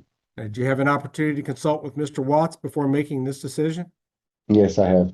So do you now freely and voluntarily waive your right to a preliminary hearing in your case? I do freely waive my right. Yes. Very well. Does the state of Kansas waive its right to a preliminary hearing, Ms. Norris? Yes, Your Honor. All right. The court finds that both parties have knowingly waived their rights to a preliminary hearing. Defendant Fisher is bound over for trial on any and all felony charges of the information. We'll proceed to formal arraignment at this time. Mr. Watts, does your client desire the charging document to be read to him? Your Honor, we discussed the charging document. We've waived formal reading of same, enter a not guilty plea at this time. Ask the case be set for appropriate pretrial and jury trial settings. I will tell the court I do not expect this matter to proceed to trial. We believe we can resolve it. It will be placed, at least at this point, on the trial docket for Tuesday, October the 14th, 9 o'clock. All stages of that jury trial would be in person at the Butler County Judicial Center if it goes. We will establish a mandatory appearance for pretrial conference the week before. I'm looking at Tuesday, October the 7th for that, Mr. Watts. If you could check your calendar just to make sure. We're probably set for jury trial somewhere else, but As of right now, at this point, no, but it may fill up as we go along. Right now, it's open. all right. Well, then I'll go ahead and place the setting for pretrial conference on that date. 1:15 p.m. Tuesday, October 7th. Yes, sir. Now that's a Zoom proceeding. Mr. Fisher, I'm going to want you at Mr. Watt's office on that date. Okay. I think it works better, especially for something as important as a pretrial conference, for you to be in your attorney's office, which is really right there in El Dorado, across from the close to where you courthouse, are right? today. Yeah. Okay, so you at Mr. Watt's office, Tuesday, October 7, 1:15 p.m. for Zoom pretrial conference. And again, if it goes, jury trial to start Tuesday the following week in person. You have any Yes, Your questions about what we've done here today, Mr. Fisher? No, Your Honor, I do not. Anything further, Mr. Watts? Only one thing, Your Honor, I'd like to get a good phone number for Mr. Fisher. And is there a way to do that by a text, by a chat message rather than on live video? I'll chat you. Okay. Okay. If you'll provide that telephone number, it's very important that your attorney be able to reach you. Yes. Okay. And thank you to court security for assisting with that. Okay. Anything else, Ms. Norris? No, Your Honor, thank you. All right. Then at this time, the Dustin Fisher matter will be in recess.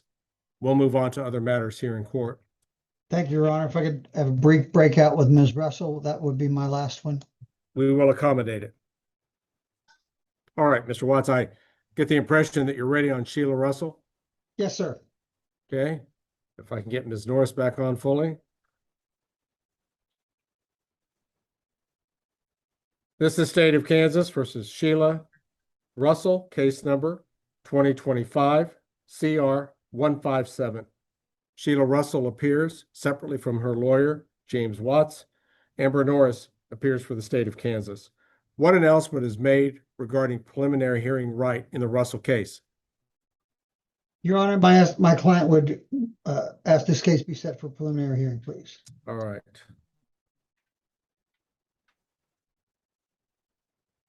And Your Honor, if it's possible, this is perhaps one we could set out. My client has expressed that she may wish to seek a second opinion, as she puts it, an alternative counsel. We could set that out a little bit. If she decides to do that, she'll have an opportunity to do that. Please. Very well, Mr. Watts. The court would be looking at 2:00 p.m. on Wednesday, September 3, Yes, for sir. the evidentiary hearing on Sheila Russell. Wednesday, September 3, 2:00 p.m. That is contemplated to be done by Zoom.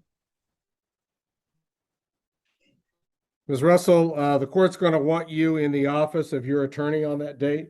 Okay. So you'll appear in the office of your defense counsel for the evidentiary preliminary hearing now set for Wednesday, September 3 at 2:00 p.m. Okay. And so that's in the courthouse or in the office or in the courthouse?